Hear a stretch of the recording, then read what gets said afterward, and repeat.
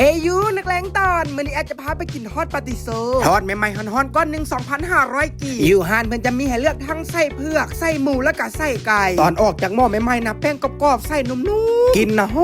อมบอกเลยโคตรแซ่บบอกว่าเป็นของโปรดไผแน่นอนส่วนแอดกับเจนี่ละแม่นซื้อกินประจำและมื้อนี้พวกเขาคู่ฮานนักเลงตอนขอภูมิใจเสนอฮานนีโนปาติโซเผือกแซ่บเต็มคำฮานเพิ่นตั้งอยู่หน้าดับเพลิงหรือว่าหน้าโตโยต้าทงขันคำเลยเด้อก็ตามที่บอกไปฮานมันจะมีปาติโซไส้เผือกไส้หมูไส้ไก่ก้อนหนึ่ง 2,500 กีบเพิ่นจะทอดให้สดๆฮ้อนๆตลอดถ้าอยากได้กรอบขนาดไหนสั่งแม่ค้าเพิ่นได้เลยเดี๋ยวแม่ค้าจัดให้ตามคำขอเลยจ้านอกจากปาติโซทางห้านก็มีขนมโอโลก้อนน้อยๆพอดีคำแต่ว่าไส้นี่แน่นทุกคนเลยถ้าให้มากินคำใหญ่ๆนะโมมบาดเดียวโคตรสาใจหรือจะเป็นปาติโซนี่ก็ไส้แน่นบ่แพ้กันเลยเด้อรสชาตินี่ก็แซ่บนัวแบบเต็มปากเต็มคำคักอีพ่ออีแม่เอ้ย